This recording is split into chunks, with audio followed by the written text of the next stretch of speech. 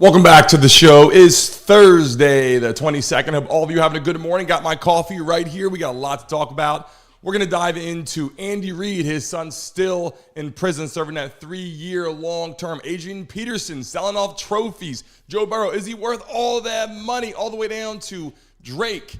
And we have an X Games motorist who has passed away doing backflips. We're going to dive into that right now. So, guys, welcome back to the show.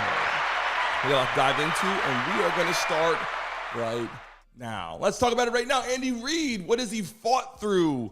Listen, this guy has had so much adversity. People talk about this and say, hey, got to fight through adversity. You got to get it done. Got to get through all the problematic things. You got kids. You got bills to pay. You got jobs that are letting you go. A lot of different things are happening in your life. But listen, I got to tell you something. Andy Reid is still fighting through things that people kind of forgot about. Andy Reid's son is still in prison, having a 3-year sentence. And what happened was he had a DUI. He actually injured a young 5-year-old girl who was also hospitalized and was in a coma. Luckily, she survived. But the whole point of the story is people kind of forget what people are going through, right? Like Andy Reid won a Super Bowl last year. Who's also, his son went to prison. This year shows up again, right? He's in a Super Bowl. Wins another Super Bowl. His son is still in prison, right? This adversity is happening. People are like, yeah, watching football. Sometimes in people's lives, you don't know what's going on. Andy Reid is fighting through so many things, right? His son there behind bars, obviously the young girl, 5-year-old girl that was injured is still in their minds. There was an undisclosed amount of money they provided to the family. Obviously, they're helping out with medical bills and all this kind of things. But let me just give you a little background, if I can, quickly on Andy Reid. So, Andy Reid, one of the best coaches of all time, obviously, was with the Eagles. Now, people don't really know this. Maybe might forget if you did look into this. Andy Reid also hired his other son for the Eagles, who died in an overdose on heroin back in 2012. So, Andy Reid was coaching one of his kids. He brings in. He tries to bring him on this ride. Look, we're building this whole history, this legacy, this whole thing in the NFL. What an excellent father, I would say, right? Helping him learn and grow and do all this. His son, Garrett, in 2012, dies from an overdose on heroin. Traumatic, obviously. So then what happens? Andy Reid gets to the Chiefs. He goes, hey, we got to keep building. He brings his other son, Britt Reid, into the mix. Now, Britt Reid is obviously coaching there with the Chiefs, doing a good job, working with the linebackers, doing a bunch of stuff. And this is what people don't understand. Andy Reid took a massive risk by bringing his son on board. Why? Because his son was already doing jail time for other things. I have it written down here so I don't mess it up. But he hired Britt Reid to the Chiefs. He only had high school coaching experience, okay, and previous jail time stemming from drug abuse, right? And was also in a rehabilitation center. Now, here's the thing. I'm not saying he shouldn't did it. I'm not saying he shouldn't have brought his son on board. What I'm saying is, look at the struggles Andy Reid is going through, right? But he still wins Super Bowls, still fights through adversity.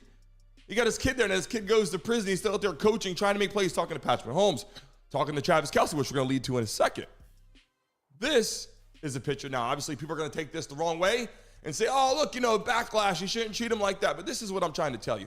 This is just a lot of hype. This was a lot of morale. This was a lot of excitement. Travis Kelce wants to win, but he's in Andy Reid's face. Andy Reid has his eyes closed in this picture. He probably can't even take it anymore. He's on a big stage, got a lot going on, preparing for one of the biggest games in the National Football League, which is the Super Bowl, with a star quarterback, the GOAT, right, Patrick Mahomes.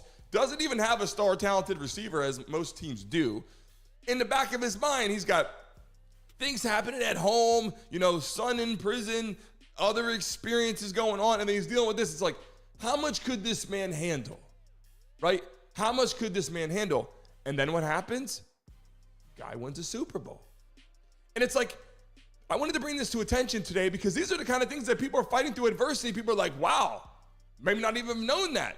Didn't know that Andy Reid's son, overdosed back in 2012 and is dead. And then you have his other son, if you don't follow football as much last year, in 2022 went to prison for almost, severely injuring a girl, was in a coma, right? And then, not to mention, his son now, who is in prison, his wife has filed for divorce.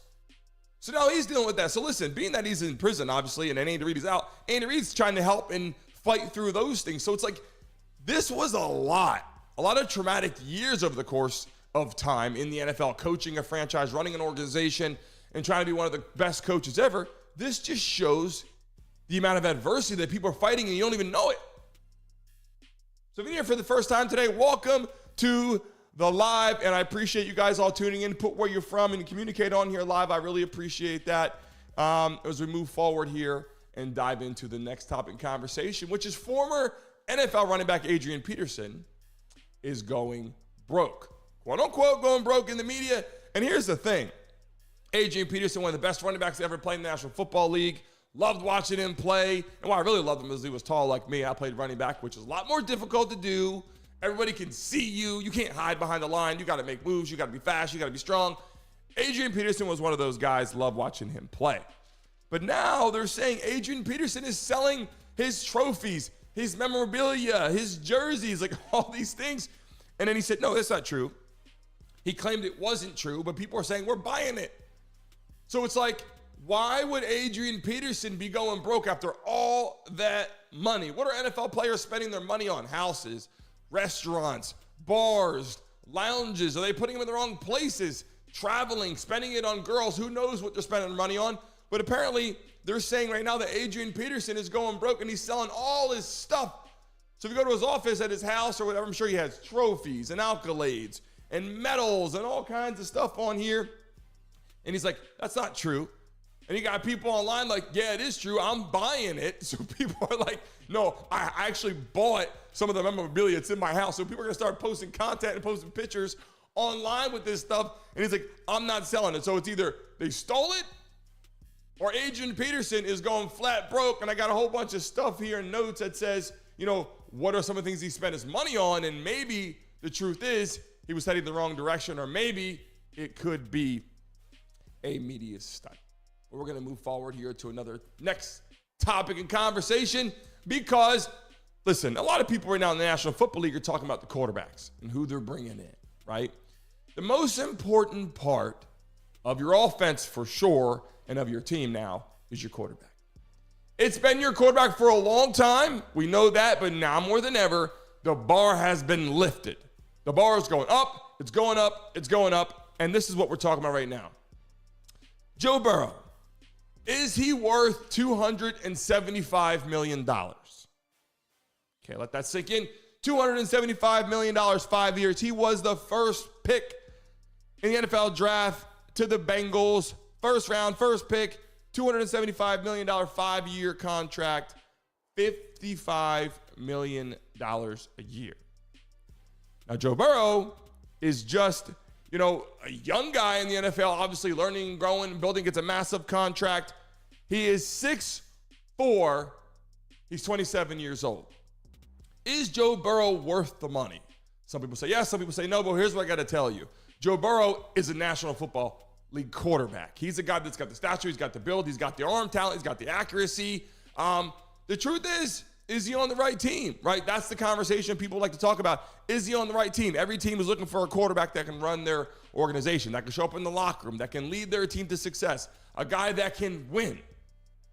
Unfortunately, in today's world, in the world I grew up in playing sports, it's about winning. When you're younger, yeah, everybody gets to hit the baseball. Everybody gets to throw the football. When you get to high school, that's not true. The truth is, are you winning, yes or no? If you're a coach and you're 0-10, you're not going to be coaching that long. Why? Because it's about winning. So Joe Burrow is a winner, but Joe Burrow is injured. So if you ask the question, is he worth the money? Look, the guy's 100% worth the money if he's on the field, right? That's the thing. And people are like looking for their quarterback. I got to tell you, if the Miami Dolphins picked up Joe Burrow, they might go to a Super Bowl, right? The Steelers need a quarterback. If they had Joe Burrow, things would look a little different. If the Patriots had Joe Burrow, team would have more wins. So at the end of the day, if you ask the question, is he worth $275 million? Well, if Deshaun Watson got over $200 million, Joe Burrow might be worth $300 million. So if you look at just the numbers and pure facts and what people are doing, yeah, he's worth the money, but he's got to be on the field. And a lot of people right now that are watching football, watching National Football League, a lot of quarterbacks are not on the field. And that's why you lead into these conversations with the Pittsburgh Steelers. Kenny Pickett not on the field, then they played terrible. Then you go to the Patriots, they're bench quarterbacks, moving them around. Then you go to the Jets, Aaron Rodgers is hurt. They're playing terrible. You can just go round and round and round and round. And only the San Francisco 49ers lose Trey Lance, lose Jimmy G, and then Brock Purdy comes in and he gets to the Super Bowl, right? Now he's still with the 49ers. Obviously, those players have gone. Trey Lance with the Cowboys, and Jimmy G went to the Raiders. So the thing is, you can have backups that come in and play. Very rarely do you get a quarterback like Brock Purdy, Mr. Irrelevant, that shows up and gets you to a Super Bowl. So the thing is, he is worth the money. Joe Burrow is worth $275 million if he's on the field for the Cincinnati Bengals. And this season coming up, it's already 2024. This season just ended and people are already talking about the draft and what's coming up right now for 2024 in this season. But let's move forward here and talk about an interesting conversation because Drake receives an apology from Johnny Manziel. If you don't know Johnny Manziel played obviously big quarterback in college, gets to the NFL and had 1 year stint and people thought he was going to be amazing. Johnny football. Now what Drake did, Drake signed Johnny Manziel to this little deal with his little team, kind of partnered with him. And I got a little article that I can read a little bit better, but it was a little confusing to be completely honest with you. But Drake has received an apology from former NFL star Johnny Manziel for letting him down. He said, when he got too heavy into the party life, he fumbled his football career. Now, Drizzy heavily co-signed Manziel as he entered the big league in 2014 NFL draft and even released a song called Draft Day. So Drake really believed in Johnny Manziel. And I got to tell you, this is some interesting stuff. Not only were they friends, not only were they close, not only did Drake bring him on, Johnny Manziel even got a tattoo, OVO, on his wrist, but only went to spend 1 year in the NFL draft. And you heard that correct. They weren't just friends. They didn't just do business and try to build together. He got a tattoo on his wrist. So I don't know what you guys think, but looking at these two here, best friends and getting tattoos and doing business together, and Johnny Manziel gets there and only plays 1 season. Of course, Drake was pissed, invested a bunch of money in marketing and PR, and you're there for 1 calendar year in the National Football League. I don't know. I just think it was very interesting, but now they're talking about it on all the different shows and all the podcasts and Shay with Shannon Sharp and Club Shay and all these kind of things people are talking about all over because the connection and relationship between athletes to the music industry. How do they build? Football's not guaranteed. The NFL contract, for the most part, I mentioned this before, is not guaranteed. And now more than ever, they are starting to do that with certain players, right? But during the draft comes up, here's your contract. But if you get hurt, there's a clawback. We're not letting you keep, this is a situation that they're dealing with. So the music industry is helping build athletes into more fame. If Drake signs you to his team, people instantly know who you are because the whole world knows who Drake is. So Johnny Manziel, who we call Johnny Football, right, was signing with Drake, did a whole deal with him, and the stint was there for 1 calendar year. So Drake said, this is kind of bullshit. And then he got an apology because he only bowed it out and had 1 year to build anything. Now check this out. This is an interesting conversation with the X Games. Motocross, I have his name here, Jaden Archer, nicknamed J.O. So they'd say Jaden J.O. Archer has died in a motocross accident while practicing. Now this man here is doing stunts. I have a video here. Stunts, tricks, flips, all the things that I would not do. But of course, in that industry, people do. Now, if you watch motocross, if you watch X Games, the X Games is the highest level. People doing tricks, whether it's skateboarding or all kinds of crazy things on half pipes and motocross. I got a video here, and check this out here. Pulls up. No one has ever really done this. Guy lives in Australia. Hits a triple backflip. Now, this is what people are doing here behind the scenes. If you haven't seen this before, this is the kind of stunts and tricks people are doing. Now, you see him land this on this massive device, air blown up. I call it a parachute blow up device. It's so freaking huge. But this is what this guy's doing okay, out in Australia. Now, apparently on Wednesday, J.O. has passed away practicing this trick. Flip, flip, flip, flip, bang. Apparently he came down wrong, something happened, and he died, which is heartbreaking. But here's the thing. He actually just got engaged. I believe I have the picture behind here. Howard, do we have the photo behind here? Okay, here it is. This is fiance he just got engaged to over the summer. And they had all these awesome plans to head into the sunset together. And obviously, those plans have been tarnished. It's unfortunate, but I wanted to bring X Games to your attention because I told you we do all sports. But he literally just passed away this past Wednesday. So prayers go out to his family. As I told you, we do all the sports on here, and it was interesting to see someone. If you watch X Games or watch those, I used to put them on, during those times where I can watch these guys do all these crazy tricks and flips. And they fall, they get up, they fall, they get up. Very rarely does someone die, but apparently this guy practicing and has passed away out in Australia working on his practice. So let's move on here to the quote of the day to get everyone's morning started. On Thursday, tomorrow's Friday, so a little bit better heading into weekend. But today we have a quote for you. If you don't believe in yourself, why is anyone else going to believe in you? And Tom Brady said that, and I have it again for you. If you don't believe in yourself, why is anyone else going to? I mean, legit. If you don't wake up every day and believe what you do, right, and get out and show that you're going to do it. And I had this conversation a couple days ago, actually last night, and I said, look, get out and do what you want to do, and don't just talk about it, start doing it. The more that you start doing it, you believe in it, and everyone around you starts believing it, right? If you say, I want to be, a singer, or I want to write a book, start writing the book. You want to be a singer? Start singing. Because the more you sing and the more you keep singing, people keep seeing you singing, and you keep posting online, and you keep doing it. Every time you practice, you keep singing, all your friends around you, and you keep singing. Guess what? People start believing in you. Why? Because you're doing it every day. You're practicing every day. You're also getting better every day. So, everyone that's in here right now, I want to say good morning to you again, and I hope you guys enjoy this. I saw Kevin Allen, I think a new person in the chat. Good morning. Devon, Candy, Brittany, good morning, Brendan. Good morning, everyone that's in here this morning again. And if I missed you and you came into the chat, I apologize.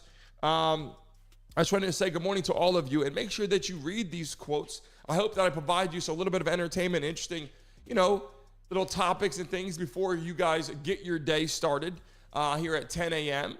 Get that quote off. And again, if you don't believe in yourself, no one's going to. And I think everyone today should get out there, and I've been saying this every single day. There's something you believe in. I hope I can be some inspiration, motivation in the morning at 10 o'clock, give you some updated news on all the sports like I always do.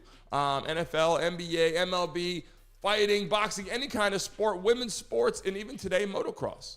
So I hope you guys can get some new information, things you haven't seen before, and keep updated. But more importantly, at the end of our segment, the quote of the day. If you don't believe in yourself, no one will. Make sure you do that and keep pushing and striving toward your success. And we'll see you guys tomorrow, bright and early, at 10 o'clock Eastern Standard Time, 10 to 10:30-ish, and we'll be expanding to 11 as interview and guests come on. See you guys soon. Until next time.